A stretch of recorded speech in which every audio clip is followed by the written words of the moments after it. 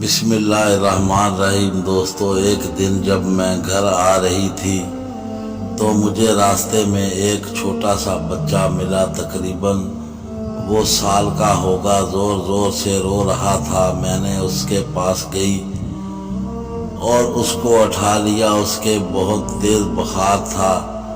آس پاس دیکھا مگر کوئی نہ تھا۔ ایسا لگتا تھا جیسے وہ بچہ کوئی جان بوجھ کر چھوڑ گیا ہو یا اپنی غربت سے تنگ آ کر۔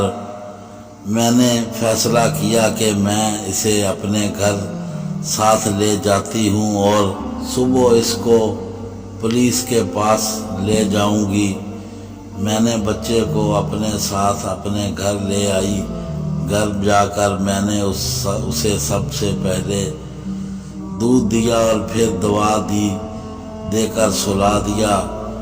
پھر اپنے شوہر شایان کو فون کیا کہ وہ بچے کے لیے 2 سوٹ لے کر آئے۔ ہم صبح پولیس اسٹیشن گئے اور ساری بات بتائی، لیکن پولیس نے ہمیں یہ کہہ کر واپس بھیج دیا کہ اس بچے کی ماں باپ ملنے سے رہے۔ اگر انہیں اپنے بچے کی فکر ہوتی وہ اپنی اولاد کو کیوں اکیلا چھوڑ جاتے؟ آپ اس بچے کو یتیم خانے چھوڑ دیں۔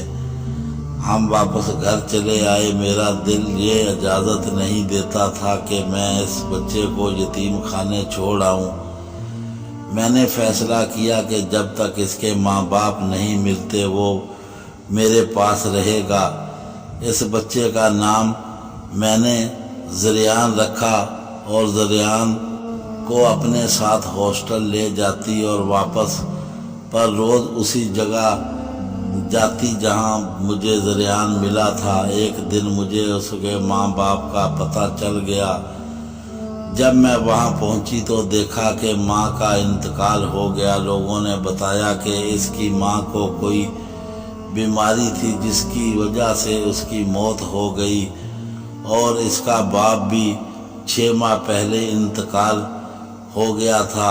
میں زریان سے بہت پیار کرتی تھی۔ اگر وہ مجھے نظر نہ آتا تو میں پریشان ہو جاتی۔ میں زریان کی ماں نہیں تھی مگر میں نے ان کے ساتھ کبھی فرق نہیں کیا۔ وہ مجھے سب سے زیادہ عزیز تھا۔ اب زریان بولنے لگا تھا۔ اس نے سب سے پہلے میرا نام بولنا شروع کیا۔ اس کے منہ سے اپنا نام سن کر مجھے بہت اچھا لگتا تھا۔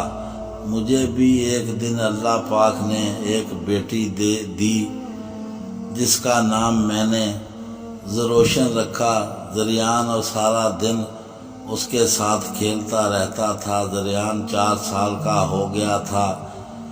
میں نے اس کا داخلہ انگلش گرامر اسکول میں کروایا۔ ایک دن شایان مجھ سے کہنے لگا، علیزے تم زریان کو یتیم خانے چھوڑ آؤ۔ میں نے بھی شایان کی بات کا انکار کر دیا۔ ہرگز نہیں شایان، میرا زریان یتیم خانے نہیں جائے گا۔ میں نے شایان کو سمجھایا کہ ہمارا اسلام بھی اس بات کی اجازت دیتا ہے کہ ہم کسی یتیم بچے کی پرورش کریں۔ اللہ خوش ہوتا ہے اس شخص نے جو یتیم کی بہتر پرورش کرتا ہے۔ لیکن شایان نے میری ایک نہ سنی۔ اب تو زریان کے ساتھ سب کا رویہ بھی ٹھیک نہ تھا۔ میں نے زریان کو ہاسٹل میں داخل کروا دیا۔ دوستو، ہماری کہانی پسند آئے تو دوستوں میں شیئر کریں، ہمارے چینل کو سبسکرائب کریں، بیل آئیکن کا بٹن ضرور دبائیں تاکہ آنے والی ویڈیو آپ تک جلد سے جلد پہنچ جائے۔ ہمیں دعا میں یاد رکھیں۔ اللہ حافظ۔